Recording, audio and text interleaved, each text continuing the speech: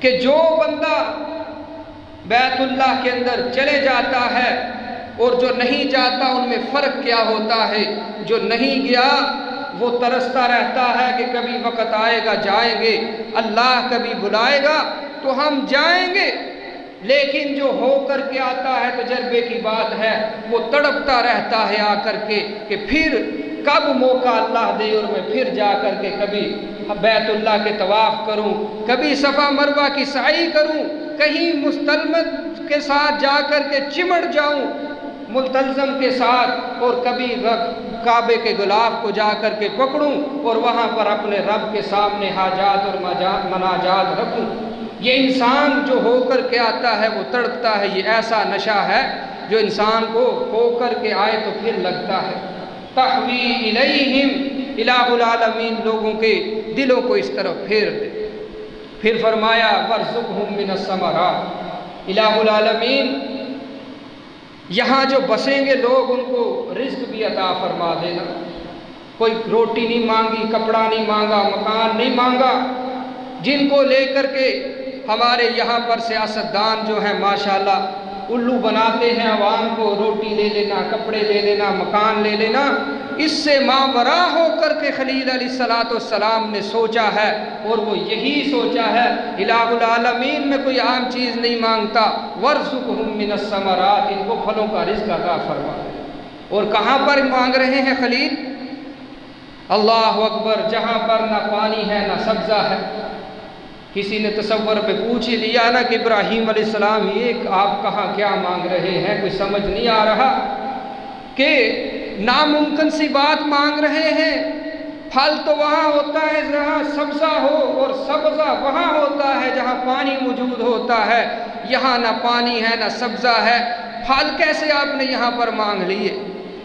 تو خلیل پھر جواب دیتے ہیں جو ہماری عقل تصور کرتی ہے کہ ابراہیم یہ کہتے ہوئے نظر آتے ہیں کہ او پوچھنے والو، یہ تو پوچھتے ہو کہاں ابراہیم کیا مانگ رہا ہے، یہ کیوں نہیں سوچتے کہ ابراہیم کہاں کس سے مانگ رہا ہے؟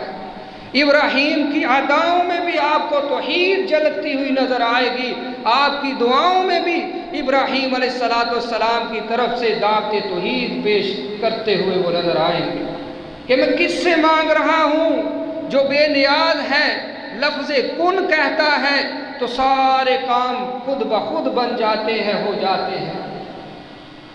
آپ دیکھیے نا، اس کا بھی مشاہدہ کرنا ہو تو مکہ چلیے، ذاتی طور پر کوئی ایک پھل اور کھجور بھی وہاں نہیں ہوتی۔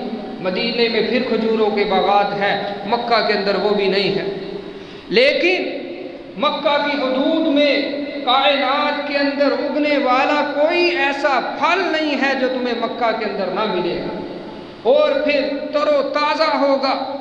اور کتنے افراد، 30-35 لاکھ افراد ہر سال ایک مہینے میں جمع ہوتے ہیں، لیکن کبھی کسی کے سامنے جو وہ چاہے وہ موجود نہ ہو، ایسا کبھی ہوا نہیں ہے، اور دن بدن بڑھتے جا رہے ہیں۔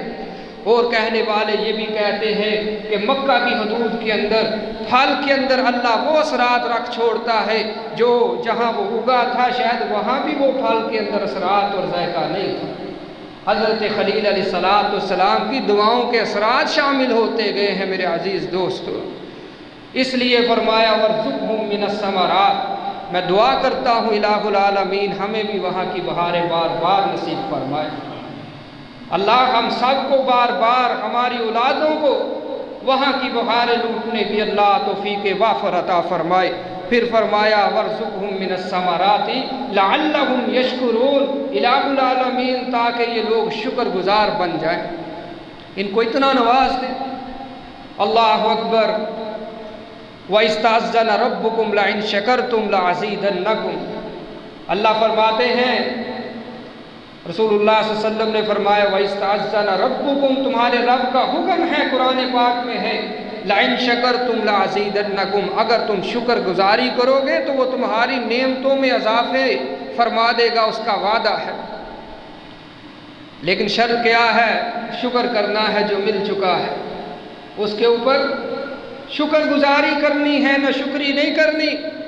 میرا تو کچھ بنتا ہی نہیں ہے، اگر نہیں بنتا تو کیا ہوا؟ تو وہ چاہتا ہے کہ ہزاروں خواہشیں ایسی کہ ہر خواہش پہ دم نکلے، تیری تو خواہشیں پوری ہونے کا نام نہیں لیتی، وہ کیسے ہو سکتی ہے؟ رسول اللہ صلی اللہ علیہ وسلم نے فرمایا تھا بنی آدم کی خواہشات کو قبر کی مٹی پورا کر سکتی ہے، اس کے پیٹ کو بھر سکتی ہے تو وہ قبر کی مٹی ہے، اس کے سوا یہ خوش ہونے والا نہیں ہے۔ ایک وادی اس کے پاس مال کی ہوگی تو کہے گا ہائے کاش ایک اور ہوتی تو پھر مزہ آنا تھا، تو فرمایا یہ تو خوش نہیں ہوتا۔ اگر خوش ہو جائے، اللہ کا شکر ادا کرنے لگ جائے، لَأَزِيدَنَّكُمْ تمہارے رب کا وعدہ ہے، پھر اس کو بن مانگے عطا کرے گا اور اس کے وہم سے، عقل سے، تصور سے بھی زیادہ عطا فرما دیتا ہے۔ لیکن شرط یہ ہے کہ پچھلا دیا ہوا جو ہے اس کا شکر ادا کیا جائے۔ یہ اللہ نے آنکھیں دی ہیں، یہ کم ہے؟ نبینوں سے پوچھو، اللہ نے کانوں کی سماعت دی ہے، جو نہیں سن سکتے ان سے قدر پوچھئے، جن کے ہاتھ نہیں ہیں، اگر ہمارے پاس ہاتھ ہیں تو ان سے پوچھئے، وہ لنگڑے لولے جن کے پاؤں نہیں ہیں، چلتے ہیں تو چلا نہیں جاتا، گرتے پڑتے کہیں آنا جانا ہو تو کئی سہاروں کی ضرورت ہوتی ہے۔ اللہ نے ہمیں یہ ساری نعمتیں دی ہیں کہ یہ تھوڑی ہیں کہ ان کے اوپر شکر گزاری کی جائے۔ عزیز دوستو، مانگیے جو مانگنا چاہتے ہیں، وہ دینے پر قادر ہے، لیکن یہ ضروری ہے کہ پہلے کا شکریہ ادا کیا جائے۔ اللہ اکبر، فرمایا ربنا انک تعلم ما نخفی وما نعلن، اللہ جو میں نے مانگ لیا تو اس کو بھی جانتا ہے، جو نہیں مانگ سکا آگے ضرورتیں ہیں تو ان کو بھی جانتا ہے، تجھے پتا ہے کل کیا ہونے والا ہے، مستقبل کی خبریں تو جانتا ہے، میں جو مانگ سکتا تھا، جو مجھے پتا تھا میں نے مانگ لیا، جو نہیں مانگ سکا وہ بھی میری ذریت کو، میری اولاد کو، یہاں آنے والے بسنے والوں کو تو عطا فرما دے گا۔ پھر فرمایا اب اللہ کا شکریہ ادا کر رہے ہیں۔ اللہ اکبر، کس قدر اللہ نے ابراہیم علیہ السلام کو نوازا تھا اپنی خاص عطاؤں سے، مانگ مانگ کر کے بیٹے لیے ہیں، بیٹا لیا ہے، جو ابھی پیدائش کے چند دن بعد شیرخواری کے عالم میں ہی اللہ نے اس کی قربانی مانگی کہ اس کو اپنی نظروں سے اوجھل کر دیا ہے، لیکن پھر بھی اللہ کا شکر ادا کر رہے ہیں کہ الحمدللہ الذی وہب لی علی الکبر اسماعیل و اسحاق ان ربی لسمیع الدعاء، کہ ہر قسم کی تعریفات اللہ کے لیے ہیں، ہر قسم کی بڑائی، کبریائی، بزرگی، برتری جو ہے وہ اللہ کم الحاکمین کے لیے ہے۔ میرا عزیز دوستو، کہ جس اللہ نے مجھے بڑھاپے کے اندر اسماعیل اور اسحاق جیسی اولاد سے نوازا ہے، ساری تعریفیں اس اللہ کی ہیں۔ اللہ کا شکریہ ادا کر رہے ہیں۔ اولاد آنکھوں سے اوجھل ہے، دور ہے اس کے حکم سے، کہہ تو سکتے تھے الہ العالمین چند دن تو رہنے دیجئے، جب بڑا ہوگا وقف کر دوں گا، اپنے سے دور کر دوں گا، سارے وقت آئیں گے، لیکن اللہ کے حکم کی تعمیل کرتے ہوئے ایک لمحے بھی نہیں سوچا کہ میں اس کو اپنے پاس رکھوں، اللہ سے درخواست کر دوں، نہیں فرمایا کہ میرے رب کا حکم ہے تو سب کچھ اس کے اوپر قربان کرنے کو میں تیار ہوں، ہر لمحے تیار ہوں، ہر وقت، ہر گھڑی تیار ہوں، بس اس کا حکم آنا چاہیے اور پھر میری اطاعت دیکھنا۔ ان ربی لسمیع الدعاء، پھر یہاں پیغام دیا جو بے اولاد ہیں، جن کے پاس بیٹے یا بیٹیاں نہیں ہیں، فرمایا او لوگو ان ربی لسمیع الدعاء، میرا رب دعاؤں کو، پکار کو بڑی جلد قبول کرنے والا اور سننے والا ہے۔ آئیے جب ضرورت پڑے تو اپنے رب سے آ کر کے مانگ لیجئے، وہ دینے والا ہے، بڑی جلدی سن لیتا ہے۔ حالانکہ ابراہیم علیہ السلام کو کبر سنی میں، بزرگی میں، ساری زندگی مانگ مانگ کر 80-90 سال کی عمر میں اللہ نے دیا ہے، لیکن پھر بھی عقیدہ دیکھیے، توکل دیکھیے، پیغام دیکھیے، دعوت دیکھی حضرت خلیل علیہ السلام کی کہ ان ربی لسمیع الدعاء، بے شک میرا رب جو ہے دعاؤں کو، پکاروں کو بڑی جلدی سن لیتا ہے۔ اس کے بعد پھر دعا کی ربنا रब्बी जअलनी मुकीमस्सलाती व मिन ज़ुर्रियती रब्बना व तक़ब्बल दुआ। ऐ मेरे रब मुझे और मेरी औलाद को नमाज कायम करने वाला बना। फिर वही दुआएं हैं, वही इल्तिजाएं हैं कि जिनसे अल्लाह राज़ी होता है कि नमाजी बना और नमाज कायम करने वाला बना। ऐ हमारे रब मेरी दुआ को कबूल फरमा। रब्बना व तक़ब्बल दुआ। कोई भी इंसान अमल करता है तो उसकी दुआ ज़रूर करनी चाहिए कि इलाहुल आलमीन तो इसको कबूल फरमा। और जगह पर फरमाया जब हज़रत खलील ने इस्माइल ने बैतुल्लाह तमीर कर रहे थे तो साथ साथ दुआएं भी मांग रहे थे। वइज़ यरफ़उ इब्राहीमुल क़वाइदा मिनल बैति व इस्माइल रब्बना तक़ब्बल मिन्ना इन्नका अंतस समीउल अलीम। अल्लाह तो अपना घर हमसे बनवा रहा है, ये खिदमात हम अंजाम दे रहे हैं, लेकिन एक हमारी इल्तिजा है, अल्लाह तो हमारी इस नेकी को अपनी बारगाह में कबूल व मंजूर फरमा ले। तो कोई भी नेकी करे इंसान तो तराना नहीं चाहिए उसके ऊपर, मैं तो फ़लाँ जगह पर फ़लाँ काम करता रहा हूँ, फ़लाँ नेकियाँ ये मेरी हैं, फ़लाँ मैंने खिदमात अंजाम दी हैं। नहीं, भूल जाओ, बल्कि अपने रब से इल्तिजा करो, याद करवानी है तो उसको करवाओ। इलाहुल आलमीन ये नेकियाँ करने की तूने तौफीक दी है, बस इसको कबूल व मंजूर फरमा ला। रब्बना ग़फ़िरली वली वालिदैया वलिल मुअमिनीना यौम यक़ूमुल हिसाब। ऐ मेरे परवरदिगार मुझे और मेरे वालिदैन को बख्श दे और ईमान वालों को भी, जिस दिन तूने हिसाब करना है सब लोगों का उस दिन हमें रिसवा न करना। ये खलील अलैहिस्सलाम ने उस वक़्त दुआएं की जब बीवी बच्चे को छोड़ करके वापस अपने वतन की तरफ रवाना हो रहे थे।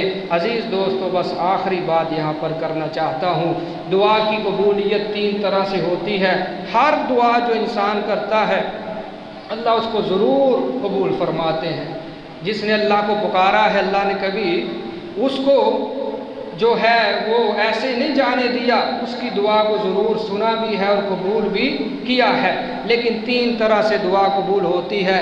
एक दुआ का तरीका ये है, जो हमने मांगा अल्लाह ने वैसे ही दे दिया, बाद में दिया, लेट दिया या सवेर कर दी, वो अलहदा बात है, लेकिन वही कुछ अता कर दिया, एक तरीका।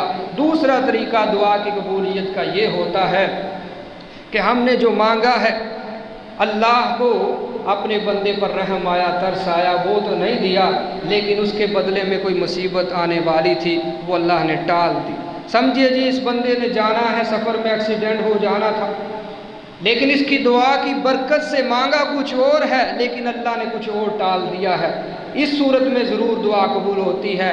या फिर तीसरी सूरत ये है, कल क़यामत के दिन हिसाब व किताब का निज़ाम कायम होगा, वहाँ पर ये देखेगा कि नेकियों के पहाड़ खड़े हैं, कहेगा इलाहुल आलमीन ये किसकी है? फरमाया तेरी हैं। अल्लाह अकबर, ये कहाँ से आ गई? ये नेकियां तो मैंने की नहीं है। अल्लाह फिर फरमाएंगे मेरे बंदे, जो तू मुझसे दुआएं करता रहा है दुनिया में, मैंने तुझे उसका बदला नहीं दिया, आज यौम हिसाब में तुझे तेरा बदला दे रहा हूँ, दुआओं का जवाब दे रहा हूँ। उस वक़्त रसूलुल्लाह फरमाते हैं, बंदा कहेगा हाय काश मेरी कोई भी दुआ कबूल ही ना होती, आज ही सारा बदला मुझे मिल जाता। तो दुआ कबूल ज़रूर होती है, इसलिए अपने रब से गिड़गड़ा करके मांगिए। अल्लाह से दुआ है इलाहुल आलमीन जब तक हम जिंदा हैं हालत इस्लाम पर, जब मौत आए हालत ईमान पर, आखिरी वक़्त पर अल्लाह हम सबको कलमा तौहीद पढ़ने की तौफ़ीक़ अता फ़रमाए। व अक़ूलु क़ौली हाज़ा व अस्तग़फ़िरुल्लाह ली व लकुम व लिसाइरिल मुस्लिमीन वल मुस्लिमात।